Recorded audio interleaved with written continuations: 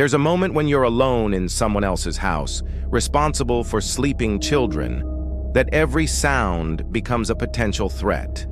The creak of settling wood, the hum of the refrigerator, the whisper of wind against windows. For most babysitters, these sounds fade into background noise as the evening settles into routine. But sometimes, those sounds carry something else entirely, something that shouldn't be there. I was sitting in the Hendersons' living room at 9:30, both children safely asleep upstairs, when I heard the front door creak open. My blood turned to ice because I knew with absolute certainty that Mr. and Mrs. Henderson wouldn't be home until after midnight. The unmistakable sound of footsteps crossed the hardwood floor below me, deliberate, familiar, like someone who belonged in the house. But no one was supposed to be here except me and two vulnerable children I was sworn to protect. My name is Amanda, and that night taught me that the most dangerous predators are not strangers breaking down doors. They're the ones with keys, with access, with the trust of families who never suspect that evil can wear a familiar face. If you've ever felt that primal terror when something is not right in a house where you're responsible for innocent lives, hit that like button right now. Because tonight, I'm sharing 4 true accounts that will shatter everything you believe about the safety of suburban babysitting. These aren't urban legends or internet fiction. These are documented experiences from real babysitters who discovered that some families hide secrets so dark, so twisted, that accepting their job means stepping into a nightmare where children's lives hang in the balance. Trust me. By the end of these stories, you'll understand why some babysitters never work alone again, and why the most terrifying monsters are often the ones who tuck children into bed at night. Melissa thought she knew the Carmichael family better than her own relatives. 2 years of Saturday night babysitting had made their beautiful Minneapolis colonial feel like a second home. 8-year-old Sophie and 5-year-old Michael were angels, polite, obedient, with bedtime routines so predictable that Melissa could set her watch by them. The house was a babysitter's dream. Security system, well-lit neighborhood, parents who paid generously and always returned exactly when promised. For 24 months, nothing had ever gone wrong. Not once. The Carmichaels were what every 17-year-old babysitter hoped for in clients. Respectful, punctual, and the kind of family that made childcare feel more like spending time with extended family than actual work. Their upscale neighborhood radiated safety, with well-maintained homes and neighbors who knew each other's names. The house itself was magazine perfect, filled with educational toys and books that reflected parents actively involved in their children's development. But on a bitter February evening, Melissa's perfect babysitting arrangement became a horror story that would teach her the most dangerous predators aren't strangers. They're the ones with keys. The night started with crushing normalcy. Mr. and Mrs. Carmichael left for their dinner party at 7. The children followed their usual bedtime routine without resistance, and Melissa settled into the living room with her calculus homework. The house fell into that familiar, comfortable silence that had become the soundtrack to dozens of peaceful evenings. At 9:15, she heard a car in the driveway. Too early for the parents, but Melissa glanced out the window anyway. Empty driveway, dark street. She returned to her homework, assuming she'd heard a neighbor. Then she heard the key in the lock. The front door opened and closed with that soft click she knew so well. But when Melissa called out her usual greeting, expecting to see Mr. and Mrs. Carmichael, she got only silence in return. Footsteps moved through the first floor, deliberate, quiet, like someone trying not to be detected.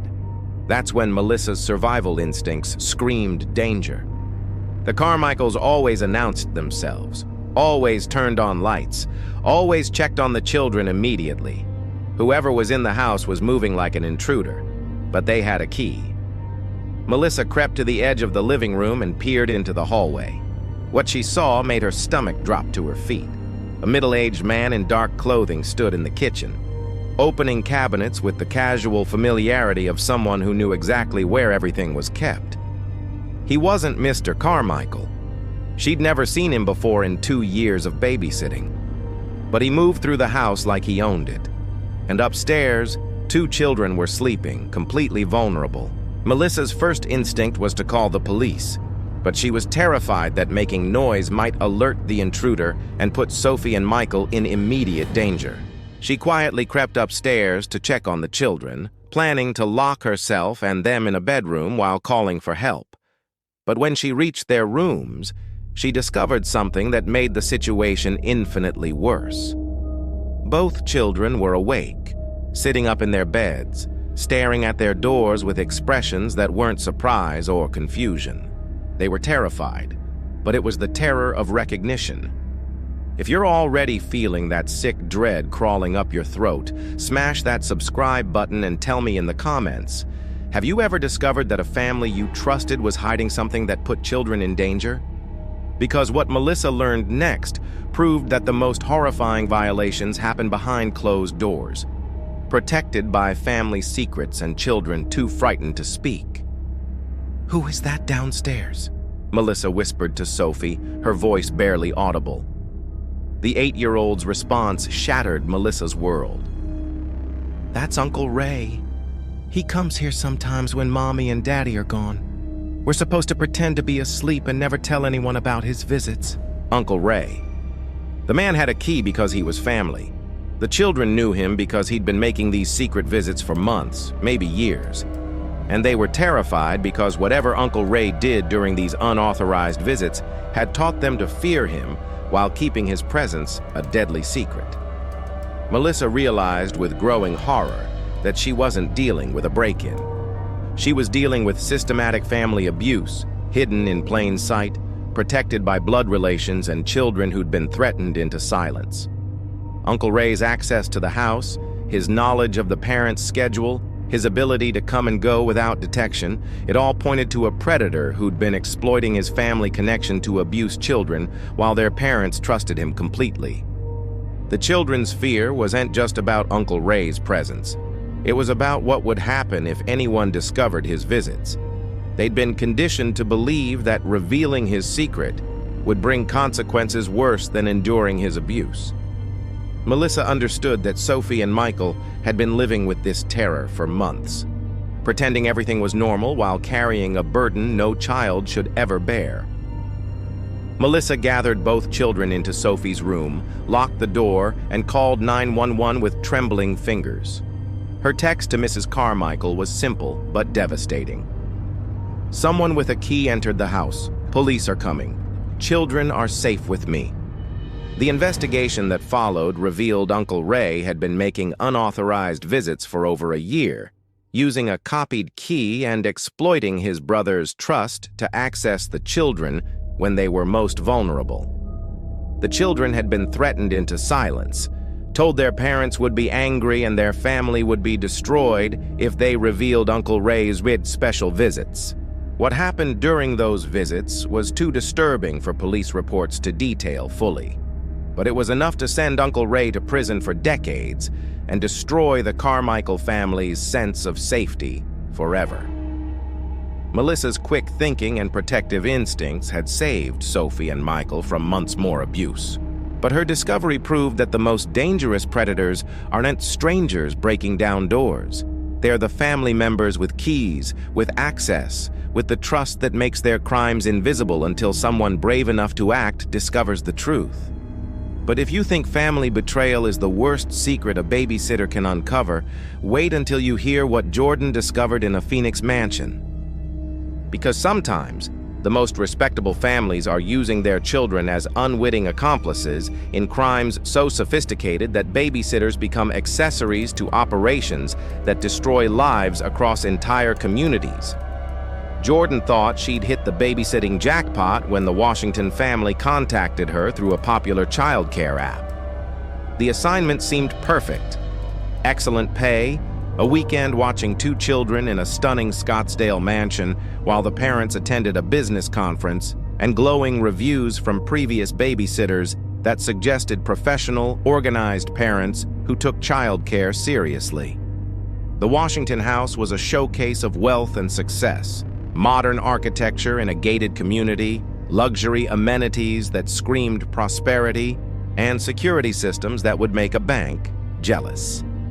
10-year-old Emma and 7-year-old Lucas were polite, intelligent children who seemed well-adjusted and happy, with busy schedules that reflected parents invested in their development. Jordan felt confident about the assignment, viewing it as an opportunity to earn excellent money while gaining experience with a high-end family. The first day went smoothly. Jordan successfully managed the children's complex schedules, prepared meals according to detailed parental instructions, and ensured Emma and Lucas followed their normal routines without disruption. The children were cooperative and clearly accustomed to having babysitters, making Jordan's job easier than many assignments she'd taken through the app. She appreciated the family's organization and preparation, which suggested responsible parents who prioritized their children's well-being. But on the second day, Jordan began noticing things about the house that made her increasingly uncomfortable. While familiarizing herself with the layout for safety purposes, she discovered rooms that were locked and inaccessible, including a basement area and several second-floor rooms that the children were clearly forbidden from entering. When Jordan asked Emma and Lucas about these restricted areas, their responses were evasive and nervous, suggesting they'd been instructed never to discuss certain parts of their own home with outsiders. Jordan's unease deepened when she realized the house's security system was far more extensive than necessary for normal home protection. There were cameras in every room, including the children's bedrooms and bathrooms, and the monitoring system seemed designed to record and store footage rather than simply providing real-time security. Jordan discovered the cameras were motion-activated with audio recording capabilities, meaning every conversation and activity in the house was being documented and potentially reviewed by unknown parties. The most disturbing discovery came when Jordan found evidence that the house was being used for activities that went far beyond normal family life. The kitchen contained professional-grade equipment for food preparation on a commercial scale, not family meals. The refrigerator and pantry were stocked with quantities that far exceeded what a family of 4 would need. And there were industrial-sized containers of cleaning supplies that suggested activities requiring significant sanitization and cleanup. Hit that like button if you're starting to understand how sophisticated criminal operations can hide behind the facade of perfect families, because what Jordan discovered next proved that some parents will use their own children as unwitting shields for crimes that destroy entire communities. Jordan's investigation revealed that the locked basement contained equipment and supplies related to drug manufacturing and processing, while the secured second-floor rooms showed signs of being used for activities requiring soundproofing and specialized ventilation. The Washington family wasn't just wealthy. They were using their legitimate business success and upscale lifestyle as cover for criminal enterprises generating millions in illegal revenue. But the most horrifying aspect wasn't the criminal operation itself. It was how the children had been systematically trained to protect it. Emma and Lucas weren't just living in a house used for illegal activities. They'd been conditioned to serve as unwitting accomplices in maintaining the operation's security.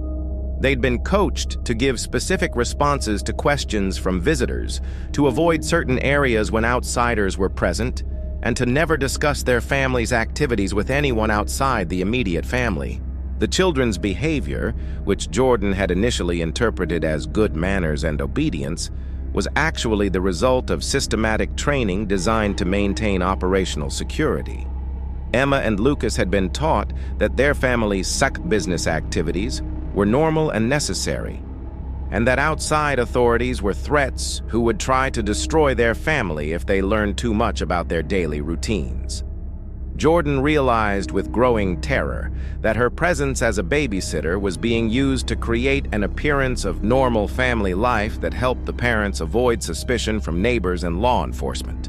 The comprehensive security system meant her every action was being monitored and recorded, making it nearly impossible to gather evidence or communicate with authorities without alerting the parents to her suspicions.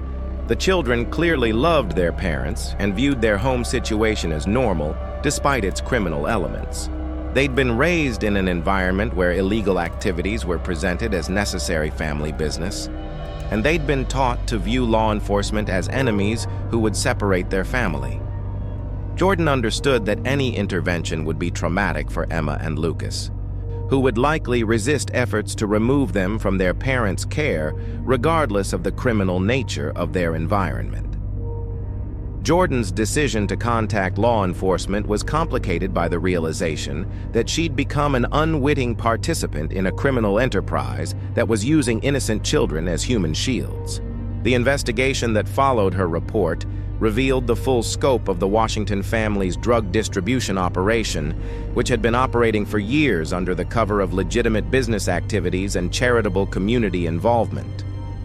Emma and Lucas were placed in protective custody, but the long-term psychological impact of learning their entire childhood had been built around criminal activities remained a devastating concern. Jordan's intervention had saved the children from continued exploitation, but it had also destroyed the only family structure they'd ever known, leaving them to rebuild their understanding of normal life from nothing. But even criminal families using children as shields for illegal operations pale in comparison to what Rebecca discovered in rural Kentucky. Because sometimes the most dangerous predators are the ones who cloak their abuse in religious righteousness, using faith as a weapon to isolate children so completely that escape becomes impossible and questioning becomes a sin punishable by eternal damnation. Rebecca thought she was helping a wholesome family adjust to small-town life when she accepted a babysitting job with the Blackwoods, who had recently moved from the city to a beautiful farmhouse outside her rural Kentucky community. The family had been recommended through her church, where they'd quickly become involved in activities that suggested commitment to integrating into conservative, faith-centered community life. The babysitting opportunity seemed perfect, helping new neighbors while earning money in a peaceful, rural setting. The Blackwood farmhouse was stunning, combining rustic charm with modern conveniences on several acres of private land surrounded by fields and woods.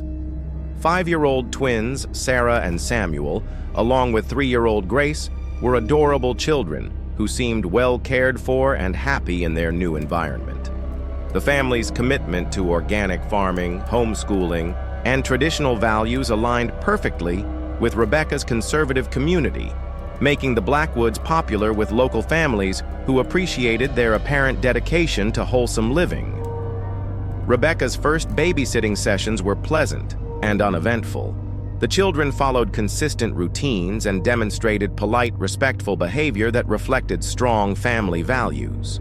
They were homeschooled, which meant flexible schedules and comfort spending time with adults other than their parents. Rebecca enjoyed the work and appreciated the generous payment and peaceful setting that made childcare feel more like visiting a family farm than typical babysitting. But as Rebecca spent more time with the family, she began noticing aspects of their lifestyle that seemed unusual and potentially concerning. The children's education, while officially described as homeschooling, focused heavily on religious indoctrination and survival skills rather than traditional academic subjects. The children could recite lengthy biblical passages and demonstrate knowledge of food preservation and basic medical care, but they lacked age-appropriate literacy and numeracy skills expected from children their ages. The house itself, despite its beautiful renovation, contained features designed for isolation and defense rather than normal family life. Windows were equipped with heavy shutters that could be secured from inside, doors had multiple locks and reinforcement systems, and the basement had been converted into what appeared to be a bunker stocked with supplies for extended isolation from the outside world. Rebecca's concerns deepened when she discovered the children had been taught to fear and distrust people outside their immediate family and religious community. They'd been told that most people in the outside world were dangerous and that their family's isolation was necessary for spiritual protection. The children were afraid of law enforcement, medical professionals, and government officials, having been taught these authority figures were enemies who would separate their family and corrupt their religious beliefs. Ring that notification bell if you're recognizing the warning signs of religious extremism being used to justify child abuse. Because what Rebecca discovered about the Blackwood children's isolation was a form of psychological torture disguised as spiritual protection. The most alarming discovery came when Rebecca realized the children were being systematically isolated from normal childhood experiences and social development opportunities. They had no contact with other children their ages, no exposure to books, movies, or music not approved by their parents, and no understanding of the world beyond their family's property. Their social and emotional development was being severely restricted by their parents' extreme religious beliefs and paranoid worldview. Rebecca's attempts to introduce age-appropriate activities and educational materials were met with fear and resistance. The children had been taught that exposure to outside influences would corrupt their souls and endanger their families' safety. They would become anxious and distressed when Rebecca tried to read mainstream children's books or play imaginative games, having been conditioned to view such activities as spiritually dangerous. The children weren't just isolated, they were being systematically damaged under the guise of religious education. Their parents had created a cult-like environment that prioritized control and indoctrination over normal childhood development, using faith as a weapon to justify psychological abuse that would leave lasting scars on their ability to function in the outside world. Rebecca discovered the children were being prepared for what their parents called the coming tribulation, an anticipated apocalyptic event that would require complete separation from mainstream society. The children's education focused on survival skills and religious devotion because their parents believed normal academic knowledge would be useless in the post-apocalyptic world they were preparing for. The children lived in constant fear of disappointing God and their parents. Having been taught that questioning their family's beliefs or expressing interest in the outside world was sinful rebellion that would result in eternal punishment. Their psychological development was being warped by religious extremism that used divine authority to justify systematic isolation and emotional abuse. Rebecca's decision to report her concerns was complicated by the fact that the family's religious beliefs were legally protected, and intervention required evidence of clear abuse that was difficult to prove in cases involving religious extremism. The children were physically healthy and materially well cared for, making it challenging to demonstrate that their psychological and educational neglect constituted actionable abuse. The investigation that followed revealed the Blackwood family was part of an extremist religious movement, advocating complete separation from mainstream society and preparation for an anticipated apocalyptic event. While their lifestyle was legal, child welfare authorities determined the children's isolation and restricted development constituted educational and social neglect, requiring intervention and monitoring. Rebecca had saved 3 children from continued psychological damage disguised as religious devotion. But her discovery proved that some of the most dangerous child abuse happens in families that appear most righteous, where faith becomes a weapon used to justify isolation, control, and systematic destruction of children's ability to think for themselves. But if you think religious extremism represents the pinnacle of family-based child abuse, prepare yourself for what Ashley discovered in suburban Atlanta. Because sometimes, the most respected professionals in our communities are using their medical expertise and family connections to commit crimes so horrific that the children in their own homes become unwitting accomplices to operations that harvest human organs from vulnerable victims. Ashley thought she'd found the perfect babysitting family when the Morrisons contacted her through her high school's honor society. Dr. Morrison was a successful pediatric surgeon. Mrs. Morrison coordinated local charity work, and their children attended prestigious private schools in an exclusive gated community that screamed success and respectability. Ashley felt honored to be trusted with such accomplished children, and viewed the opportunity as a chance to gain experience with a family that represented everything she hoped to achieve in her own future. For months, Ashley's experiences with the Morrison family exceeded every expectation. 9-year-old Olivia and 6-year-old Ryan were intelligent, well-behaved children with busy schedules, reflecting their parents' investment in their development. Dr. and Mrs. Morrison were professional and respectful, providing clear instructions and generous compensation that made the arrangement beneficial for everyone involved. Ashley began viewing the Morrison family as a model of successful parenting and family life. The Morrison house was a showcase of upper-middle-class achievement, beautiful furnishings, state-of-the-art technology, and the organized efficiency that suggested a family living the American dream through hard work and good decisions. Ashley felt privileged to be part of their world, even temporarily, and she looked forward to each babysitting session as an opportunity to observe how successful families operated. But Ashley's admiration was shattered when she accidentally discovered that Dr. Morrison was using his medical practice and family connections to engage in activities that put both his patients and his own children at risk. While searching for a first aid kit to treat a minor scrape Ryan had sustained while playing, Ashley discovered a hidden room in the basement that contained medical equipment clearly not intended for legitimate use. The room was set up as a makeshift surgical facility, complete with anesthesia equipment, surgical instruments, and recovery beds that suggested Dr. Morrison was performing medical procedures outside his licensed practice. But this wasn't just about practicing medicine without proper oversight. The equipment and setup suggested something far more sinister. Subscribe and hit that notification bell if you're ready to learn how respected medical professionals can use their expertise for crimes that turn their own children into unwitting accomplices, because what Ashley discovered about Dr. Morrison's basement operation was an organ trafficking ring that had been targeting vulnerable children for years. Ashley's investigation of the hidden facility revealed evidence that Dr. Morrison was involved in illegal organ harvesting, using his position as a respected pediatric surgeon to identify potential victims and his home facility to perform unauthorized surgeries. The basement contained medical records and documentation showing he'd been targeting vulnerable children from low-income families, offering free medical care that actually involved harvesting organs for sale to wealthy clients, willing to pay premium prices for transplants obtained through illegal means. But the most horrifying aspect wasn't the criminal operation itself. It was the realization that Dr. Morrison's own children were being used as unwitting accomplices. Olivia and Ryan had been trained to help identify potential victims among their classmates and friends, reporting information about children from troubled families who might not be missed if they disappeared.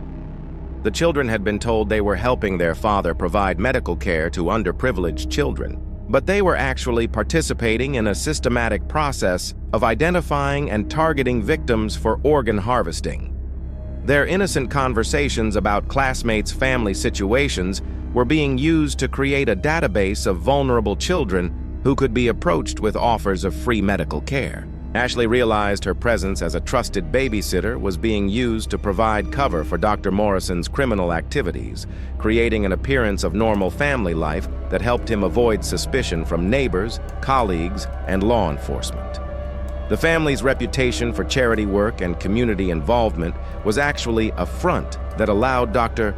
Morrison to identify vulnerable children and families who could be targeted for exploitation.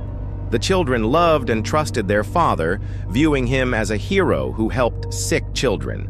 Learning the truth about his activities would be psychologically devastating, but continuing to use them as unwitting accomplices in identifying victims was a form of child abuse that could destroy their ability to trust anyone for the rest of their lives. Ashley's decision to expose Dr. Morrison's crimes was complicated by the knowledge that revealing his activities would destroy Olivia and Ryan's lives. The children had been manipulated into participating in their father's criminal enterprise without understanding the true nature of their actions, and learning they'd been helping identify children for organ harvesting would be a trauma they might never recover from. Ashley's report to law enforcement led to a comprehensive investigation that revealed the full scope of Dr. Morrison's organ trafficking operation. which had been operating for several years and had victimized dozens of children from vulnerable families throughout the Atlanta area. The investigation also uncovered a network of accomplices, including other medical professionals and social workers who had been helping identify and access potential victims. The Morrison children were placed in protective custody and provided with extensive psychological counseling to help them understand and process their unwitting participation in their father's crimes. But the damage had been done. Two innocent children had spent years unknowingly helping their father identify victims for one of the most horrific crimes imaginable. Ashley had saved countless future victims by exposing Dr. Morrison's operation, but she'd also destroyed the lives of two children who would have to live with the knowledge that their innocent conversations about classmates had contributed to unimaginable suffering. These 4 accounts from babysitters across America reveal a truth so disturbing that most people refuse to believe it. When we accept responsibility for other people's children, we can encounter situations that test not only our caregiving abilities, but our courage, judgment, and moral responsibility to protect vulnerable young lives from the very families that are supposed to keep them safe. Melissa's discovery of Uncle Ray's unauthorized visits in Minneapolis proved that the most dangerous predators aren't strangers. They're family members with keys, with access, with the trust that makes their crimes invisible until someone brave enough to act discovers the truth. Her quick thinking saved Sophie and Michael from continued abuse. But it also revealed how family connections can be weaponized to exploit children while maintaining a facade of normalcy that protects predators from suspicion. Jordan's exposure of the Washington family's criminal operation in Phoenix demonstrated how sophisticated criminals use their children as unwitting shields for illegal activities, training them to protect operations that destroy communities while believing they're helping maintain normal family life.